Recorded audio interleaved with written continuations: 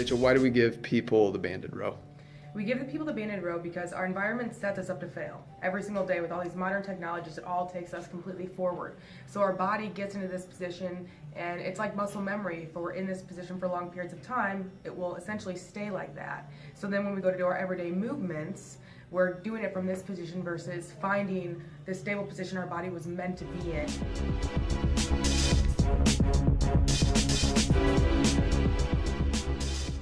So is that an easy thing for every patient to pick up? It's definitely not easy for all patients. It definitely comes easier to some. It all depends on the amount of time that you have been in that bad postural position. With the treatment of joints, muscles, and movements, it takes a very unnatural type posture that you're in, and then this feeling unnatural to those, to making that feel very natural and making everything else you do during your everyday life a lot easier.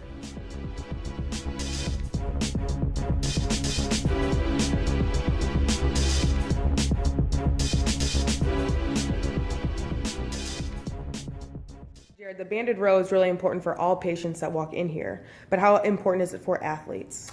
Well, it's the exact same thing that you were talking about before, is getting out of the world that puts us into this position. It's something that sets up our thoracic spine and our scapula, our shoulder blades to be nice and stable, pretty much all the movements that we do. So we talk about that $2 million position of rolling back and down and being able to stabilize in between our shoulder blades and all the way through our torso.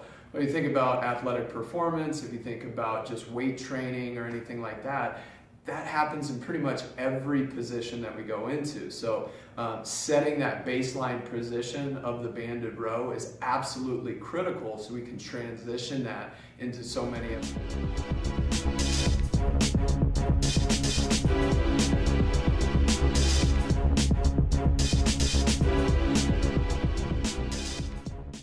at doing the banded row or don't understand the concept of why we do the banded row.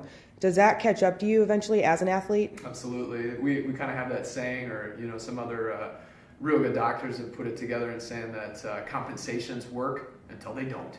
And so that's kind of the essence of it. If you're, a lot of times good athletes are good athletes for a long time, and then all of a sudden they plateau, they stop getting better, they stop getting hurt. It's generally because of a baseline concept that they're missing. And this banded row, that nice stability between the shoulder blades is something that crops up in a lot of recreational athletes and a lot of CrossFit athletes, a lot of overhead athletes. All of those people not being able to stabilize really well in between their shoulder blades, it's gonna catch up with you at some point in time. The flip side of that coin is if you get it figured out, it's really hard to get hurt. So it's absolutely critical, and if you don't understand that concept, it's only a matter of time before things